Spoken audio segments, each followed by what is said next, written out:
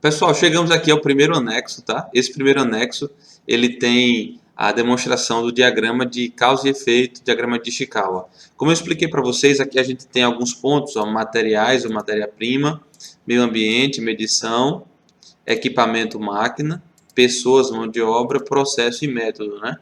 Aqui é o momento em que a gente pode pegar todas aquelas causas prováveis, tem as muitas possíveis, aí tem as poucas prováveis, a gente pega as poucas causas prováveis e vai adicionando aqui. Então imagina se tem alguma coisa que eu descobri que a temperatura ambiente pode estar afetando a consistência do chocolate, tá? Então eu vou colocar aqui, ó, temperatura ambiente afeta a consistência do chocolate. Desde que o problema aqui seja a consistência, né, do chocolate. Ou seja, o meu problema principal, que é o efeito que eu estou identificando, eu vou adicionar nesse quadro, e as causas que foram priorizadas, eu posso estar adicionando aqui. Conseguiram entender a lógica? Ó?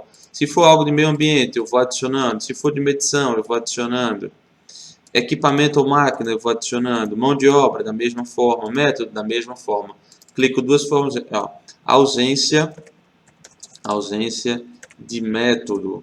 Ou método não revisado, ou método desatualizado. Porque aí quando a gente for para o plano de ação, eu pego aqui e coloco revisar todos os métodos e procedimentos. Por quem? Por fulano de tal. E resolvendo isso aqui, que é uma causa, eu venho diminuir o problema da consistência do chocolate. Tá bem, pessoal? Então, aqui é o diagrama de causa e efeito. Então, para cada uma dessas avaliações desses grupos, você vai adicionar. Se quiser especialização sobre o Ishikawa, como eu falei, tem um curso de ferramentas da qualidade, tem um curso específico de diagrama de causa e efeito, e você pode estar cursando isso para melhorar ainda mais o teu conhecimento, beleza? Ok? Agora, pessoal, a gente já vai partir para uma nova, que é o dos 5 porquês, tá? Um novo anexo, que é o anexo dos 5 porquês, e aqui é aquela mesma lógica. O que você conseguiu priorizar aqui no diagrama de Ishikawa, por exemplo, temperatura ambiente afeta a consistência do chocolate, né? Vou dar um Ctrl C aqui, ó. Aí eu vou vir aqui para os 5 porquês, e para cada um dos X que você priorizou aqui, vamos dizer que aqui estão 10x, tem o x1, x3, aí tem o x9, o x25, o x32. Para cada um desses x, você vai vir para cá, 5 porquês, você vai colar o problema aqui, aqui está o problema, correto? Aqui está o problema.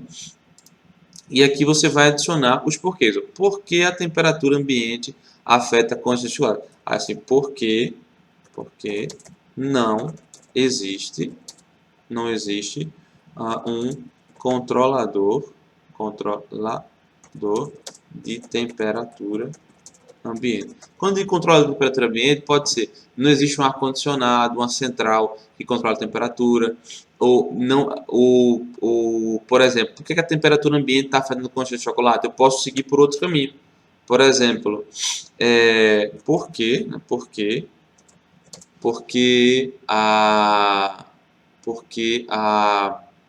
o equipamento, digamos assim, o controlador de temperatura do equipamento está ineficiente. Ou seja, imagine que um equipamento ele tem um controlador de temperatura e esse controlador de temperatura faz com que a temperatura ambiente não interfira na temperatura interna do equipamento, onde eu estou desenvolvendo fazendo aquele chocolate, né? Ou um sorvete. Então, se está ineficiente o do equipamento, eu poderia seguir por uma outra ideia, né? Ou seja, a temperatura está afetando porque a máquina não está funcionando como deveria funcionar. Aí, ó, por que o controlador de temperatura está ineficiente? Por falta de manutenção. Por que está havendo falta de manutenção? Porque o colaborador está de férias. Vai depender da situação de cada empresa, né? Aí, aqui, ó. Porque o colaborador está de férias, né? Aí adianta perguntar o seguinte, por que o colaborador está de férias? Não faz sentido, né? Eu poderia encerrar por aqui. Mas se eu terminei no terceiro porquê, eu tenho que chegar ao quinto? Não necessariamente. Ele está de férias e é por causa disso que... Aí, por que as férias do colaborador estão interferindo a manutenção, aí por falta de planejamento da gestão, eu já poderia seguir por outro caminho, né? E de toda forma, se eu parar por aqui ou se eu continuar por falta de planejamento da gestão, na solução eu posso colocar estabelecer rotina para na ausência de colaborador no advento das férias, inserir essa atividade no escopo de uma função semelhante. O que eu quero dizer com isso aqui? Quero dizer que eu tenho que criar uma rotina para que outra pessoa assuma o lugar dessa outra que saiu de férias. Se eu sei que isso está impactando, perceba que a temperatura ambiente está afetando a consistência por uma causa raiz. É porque o cara saiu de férias e a gestão não notou isso. Então, como é que eu resolvo? Eu crio uma rotina administrativa, uma rotina operacional, em que contingencial. Quando esse cara sair de férias, eu preciso que esse outro assuma o escopo XYZ. E aí eu evito que nos momentos de férias do colaborador eu tenha a temperatura ambiente afetando a consciência do chocolate, por falta de manutenção. Entenderam a lógica aqui, pessoal? Ou seja, isso aqui pode estar estabelecido de inúmeras formas distintas, né? Para cada uma das causas que eu encontrei aqui no diagrama de Ishikawa, que eu priorizei, né? Ausência de método, da mesma forma, eu posso dar um Ctrl+C, um Ctrl+V aqui, ausência de método. Por que não foi feito o método, tá? Até chegar aqui à situação em que eu tenho que criar um método, estabelecer como uma solução aqui. E com isso eu tenho para cada causa do meu problema, cada causa provável do meu problema, eu encontrei uma causa raiz e aqui eu estou tratando a causa raiz, não a causa, não a causa em si, tá? Estou tratando a causa raiz, porque resolvendo a causa raiz, aí eu resolvo a causa, que por sua vez resolvo o efeito.